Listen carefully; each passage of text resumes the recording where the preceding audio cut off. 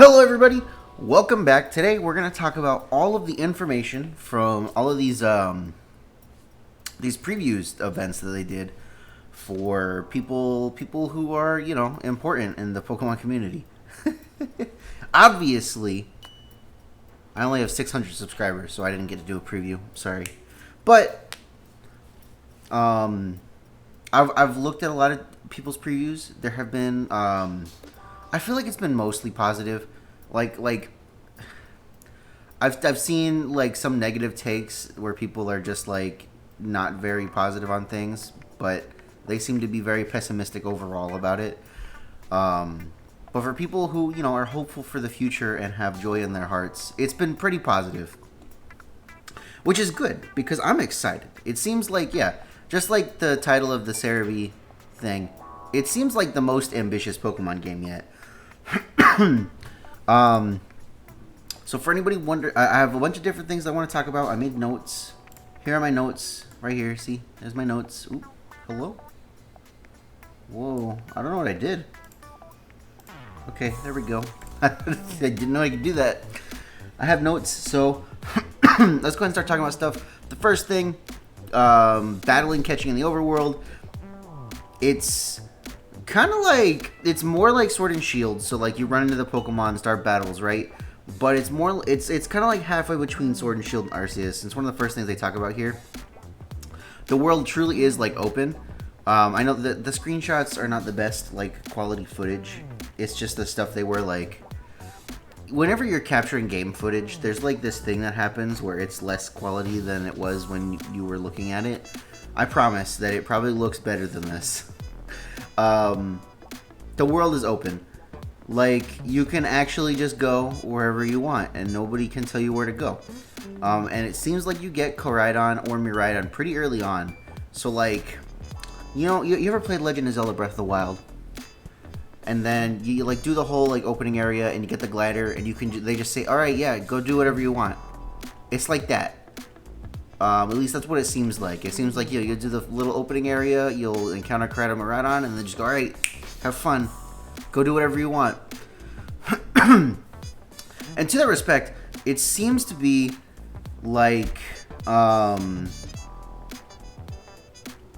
it seems to be more like Breath of the Wild in another way. There isn't really level scaling. And I know that like technically the enemies in Breath of the Wild do get stronger as you go along. And maybe that'll be something that happens here. There's like some invisible value where the Pokemon like get stronger overall as you go, and when you go back to the first area, like there won't be as many like low level Pokemon, but it seems like there are low level Pokemon and higher level Pokemon kind of like not mixed together, but like in the same areas. Kind of like Legends Arceus, where like you had like the low level Pokemon, and then the alpha Pokemon were like level 60, and you were like, well, what am I supposed to do with that?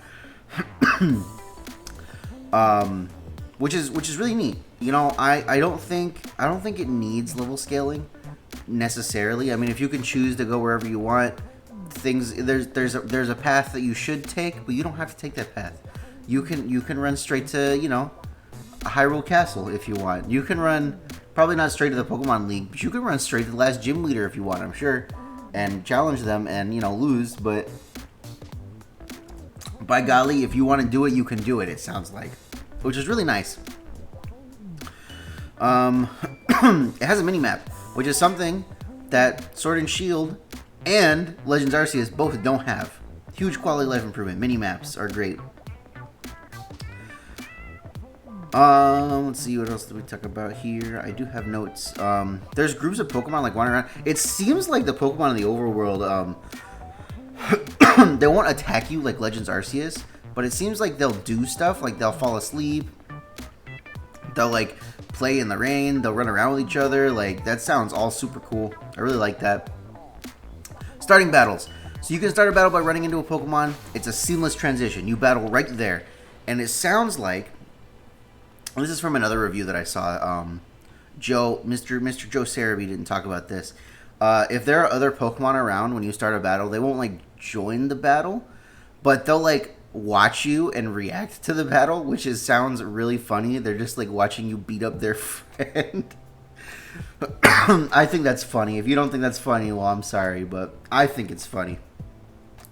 But you can sneak up on Pokemon and like do a backstrike on them. So like you can start a battle by throwing your lead Pokemon Pokeball at it, which is something that you can do with Legends Arceus. You can throw their Pokeball, and it sounds like you can't just like catch them that way.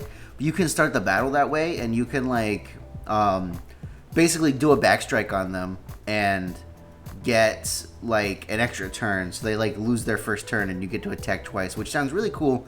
Makes catching some Pokemon a lot easier because you can get like your first hit off and then just catch them before they even get to move. Yeah, the Let's Go feature seems to be really neat. You have to actually like direct the Pokemon from what it sounds like. They won't like automatically go battle things. You have to tell them go battle, which is fair because the whole idea is that Pokemon don't know how to do anything unless you tell them to do stuff. It makes it kind of more skill based and not just like I'm running around hitting things with like thoughtlessly. What else do we got here? Okay, the day and night cycle. The day and night cycle is no longer attached to the real world clock. The game has its own day and night cycle, which is great for just like having day and night be more accessible without changing the clock. But it also means that if there's a way to change the clock, it's not going to help you like figure out the day and night cycle or the weather. Weather is not attached to the in-game clock either, like it is in Sword and Shield. Like it's based on the date in Sword and Shield, so that'll be the same weather in one place for a whole day. Yeah, so it'll just like randomly start raining, and the character, your character reacts to the rain, and so do your Pokemon that like are walking around with you. He talks about the character, but in the other review that I saw, or the other preview that I saw, they said that like their Farigiraf was literally running around playing in the rain, which just sounds so cute. It's so cute. Mr. Joe Cerebi encountered the first full-on shiny Pokemon in the game. They do appear in the overworld, which is really nice. They can help making shiny hunting just a little bit easier. And it was a full-on shiny. So, like, yeah, that's cool. Just kind of like Legends Arceus, yeah. They appear in the overworld in Legends Arceus. There's, like, a sound that plays.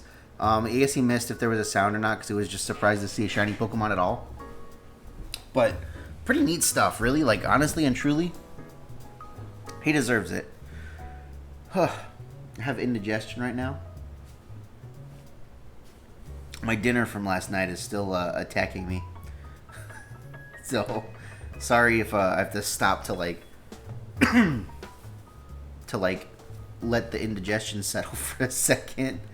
He does talk about terrestrialization a little bit. He doesn't know like exactly what the power is, but it seems like having to recharge the Terra Orb is a good mechanic for the main game, the main story stuff. So that way you don't you played Sun and Moon, right? You can use a Z move every battle. You can use Mega Evolution every single battle. It's kind of busted, but you can't terrestrialize every single battle because you have to recharge the orb in between. Big thing. The move relearner, the move deleter, the name raider, they're all gone, at least from what I can tell.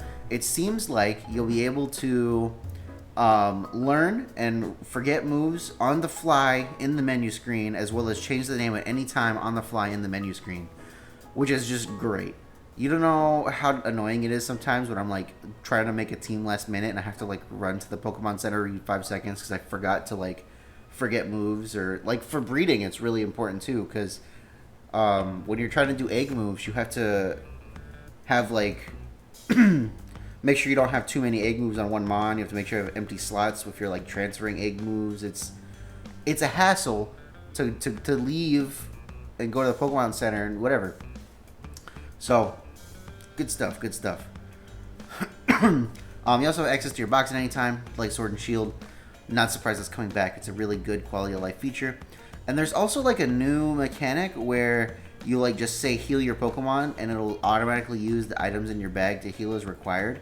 It seems like hopefully it uses like the smallest amount of items possible.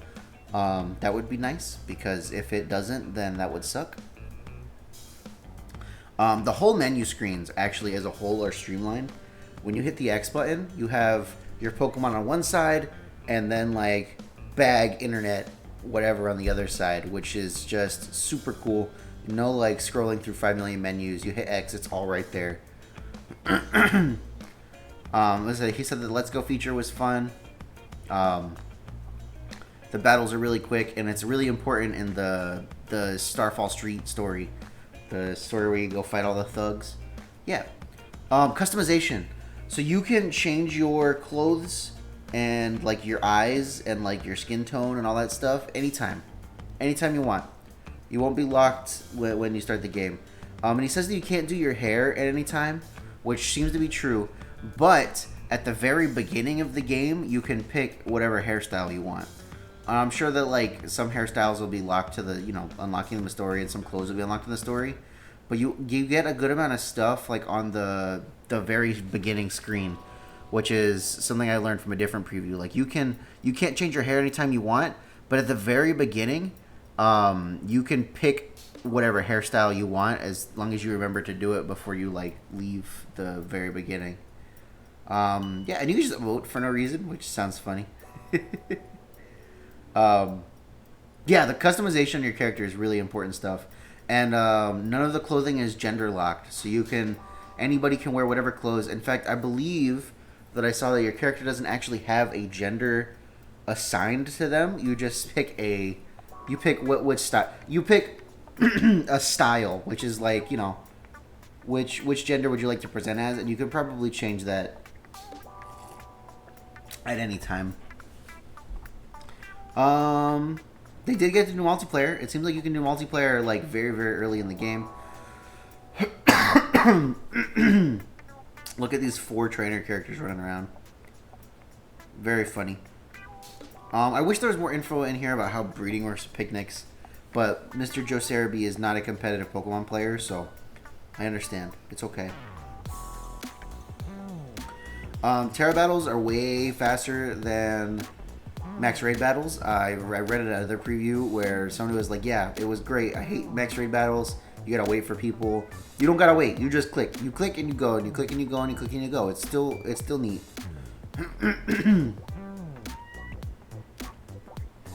And there's no shields. The shields are stupid. Was there anything else on my list that I forgot to talk about? Let me see.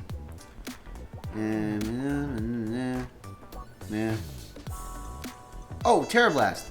I don't remember where I saw it, but apparently there was a screenshot that revealed Terra Blast's base power. It is base 80, which is, honestly, I don't know why so many people were like, I was hoping for 90. I thought it was going to be 90.